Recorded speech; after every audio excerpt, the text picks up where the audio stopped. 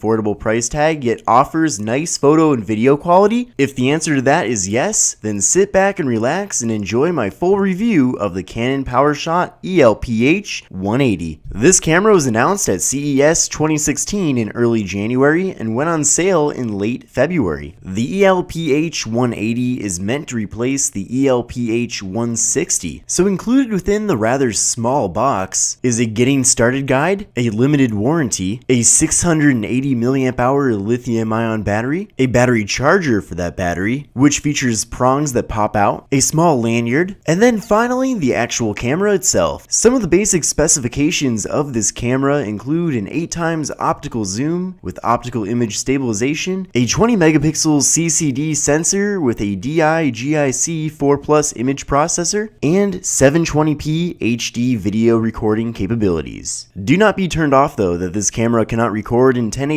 as you'll see in a bit that the 720p HD video looks pretty good. So on the front side of the camera we have the Canon PowerShot logo, a recording light, the Canon zoom lens, and the flash. On the top side of the device we have a microphone hole, an on-off button, a zooming toggle, and a small speaker. On the bottom we have the tripod mount and a little door that reveals the battery slot and the SD card slot. Keep in mind that there is no SD card included, so you will need to buy one on your own. On the right side we have a lanyard hole and then a flap that when opened reveals a mini USB port. This can be used for data transferring, however there is no mini USB cable included. But if your computer has an SD card slot, then you can just use that for all of your data transferring. Now let's move on to my favorite part of the review, which is the video test and photo test. Now since my review B-roll was shot in 1080p, I did have to upscale this test footage from 720p to 1080. So because of that, I will be uploading a video sample test of this footage and other footage in its native 720p,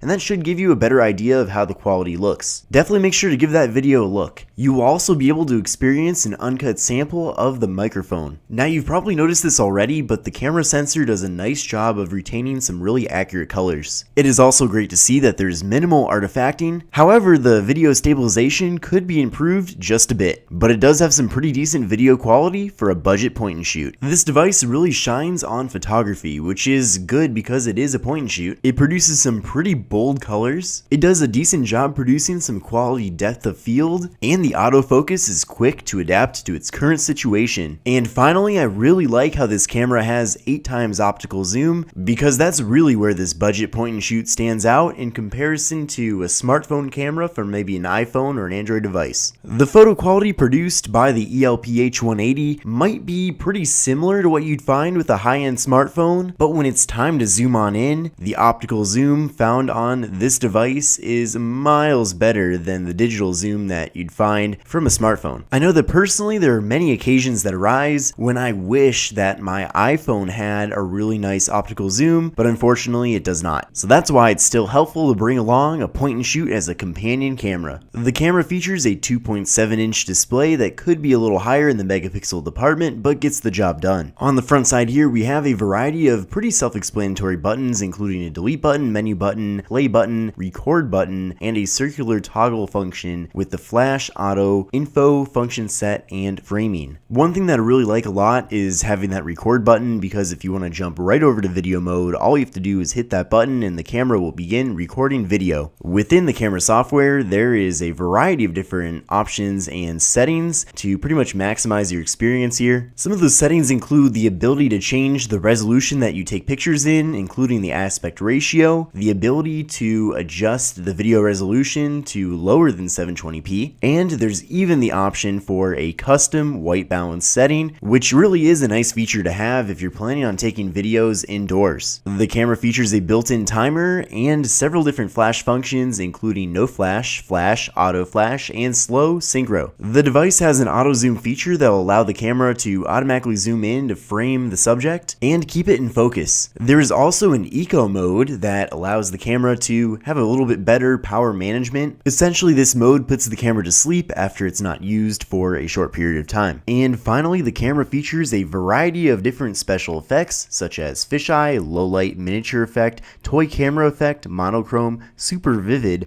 poster effect, fireworks, and long shutter. So in conclusion, I think the Canon ELPH 180 is a very nice entry-level entry-level offering from Canon. This is one of the cheapest point-and-shoots that Canon offers in their current lineup, and that definitely brings along some compromises in photo and video quality, but all in all, this camera provides a very consistent experience. This camera might not be the best for those who are really serious about photography, but it's really good for those who are kind of casual photo takers who want an easy-to-use point-and-shoot camera. Finally, I just want to mention that I purchased this camera with my own money to do an unbiased review. I am in no way sponsored by Canon or anybody else. So thank you very much for watching this video. If you have any questions at all, leave them down below in the comments. Give this video a thumbs up and subscribe to my channel to show your support. Thank you so much, and I'll see you in the next video. Are you looking for an entry-level point-and-shoot camera that comes in at an affordable price tag yet offers nice photo and video quality? If the answer to that is yes, then sit back and relax and enjoy my full review of the Canon PowerShot ELPH 180. This camera was announced at CES 2016 in early January and went on sale in late February. The ELPH 180 is meant to replace the ELPH 160, so included within the rather small box is a getting started guide, a